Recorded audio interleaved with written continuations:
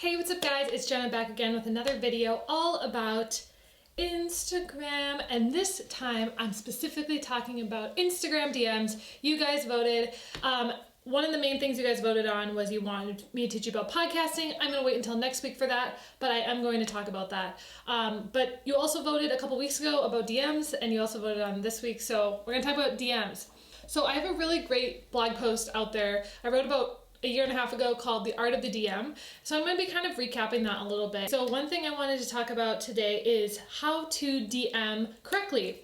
One of the things that Instagram is great for is directly messaging people that you might not know their email, you might not be able to get in touch with, you don't even know who the person is running the account. So it's a great way to actually just reach out.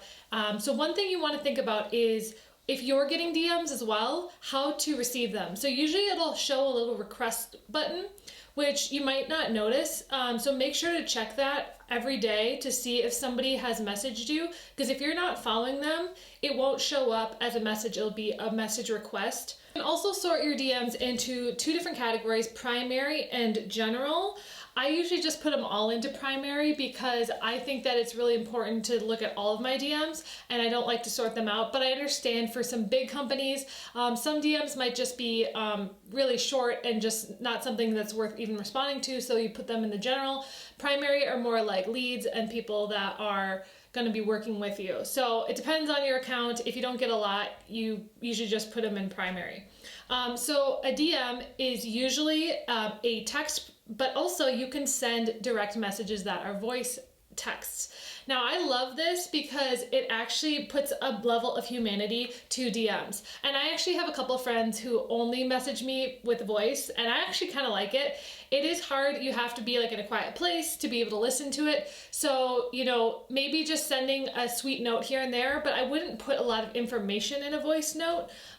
You know, if you need to reference it or look back on it, I would definitely recommend sending a text for an actual important message, but I think that sending a voice message, maybe as a thank you or something, would be really great.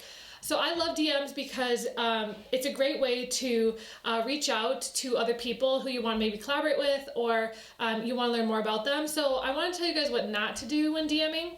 One of the biggest pet peeves I have is when somebody just sends me a very short message, either a cold sales pitch or something that has nothing to do with me. For example, I don't drink alcohol, and I've had many alcohol companies reach out to me being like, let's partner, and I'm like, I don't drink alcohol. Like, I just find it weird that they haven't done any research on me. They're just sending random messages to people, and it's like, you want to make sure that when you message someone, you have done the research on them.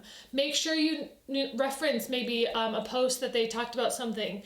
Really connect with them on a level that where it makes it seem like you've done some research. I hate when people just copy and paste DMs. That is the worst way to do things. The only time I ever do that is if it's for something that like I'm needing a lot of people to do, and they just know I'm sending this to a lot of people. They know it's not a custom message, but if it's for something specific, you definitely want to customize your message. So for example, make sure to always use the name of the person that you think you're messaging. Usually it says it on their account in some way, or you could just say, hey, you know, social media manager or owner or whoever you're targeting. So make sure if you know who's running the account, use their name, because people like to know that you've spent the time to figure out who you're messaging. You wouldn't send an email just saying, hey. Like, you want to make sure that they have a name if you can find it. If you can't really do anything about that. You know, so you're sharing your info on them, how you found them. That's a really important one. I always like when people tell me how they found, maybe they were referred to me from someone else, or maybe they found you. I think people like being told how they were found, because it also kind of legitimizes why you're reaching out to them. The next one is explain a little bit about yourself. So this is really important because if it's just like from a company page, people want to know that it's like a person that works there. You know, the example on my blog post is I got a DM from the Bell Museum asking me to go to this influencer party a couple years ago, and she said who she was, that she worked for the U of M, and it was really great because it made it seem like this was like a real person, and I ended up going to that event, and it was great. I absolutely love their DM. It was exactly perfect. You know, a little bit info about their business, what they do.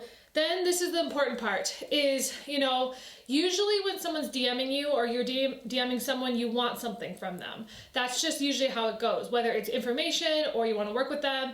but you also want to be a resource as well. So you want to either compliment them or you want to give them something, sort of make them want to work with you. Because a lot of the times when people reach out, I don't get any benefit. It's just on their end. So making sure that the person you're DMing benefits from the message is really important, because otherwise I'm not going to open it or I'm not going to respond to it. Just because I get so many messages like that of people just wanting stuff from me that it's not worth it for me. And then, inviting them to whatever the heck you're sending them a message about, inviting them to participate, inviting them to do whatever you are doing, making sure that it's clear what you're asking. One of the things that happens is like, sometimes people are vague and they're like, oh, come, check out this restaurant. And I'm like, okay, are you paying for my meal?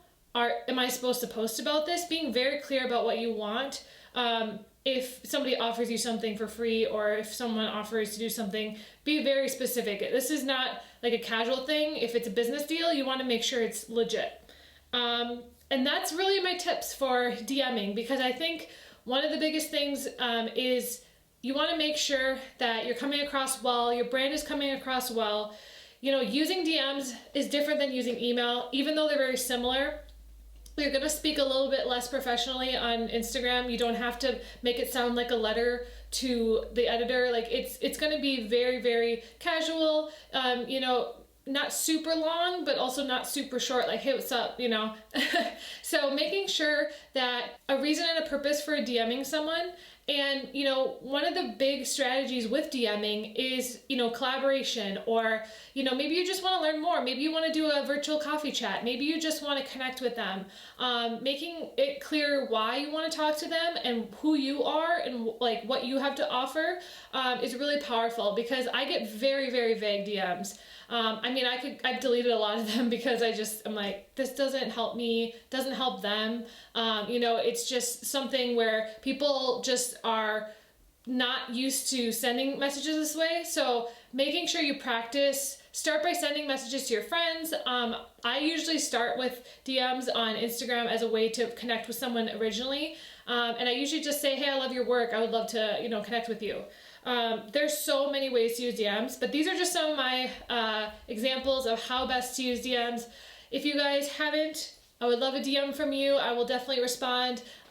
Just say, hey, I'd love to learn a little bit more about you, especially right now. I don't have a lot going on compared to how much I usually do. So maybe just tell me what's happening in your life, or maybe if you have any questions for me. I am totally open to responding to quick questions on DMs. That's something I love doing because it makes me feel like I am useful. So make sure to send me any questions or thoughts on my DM.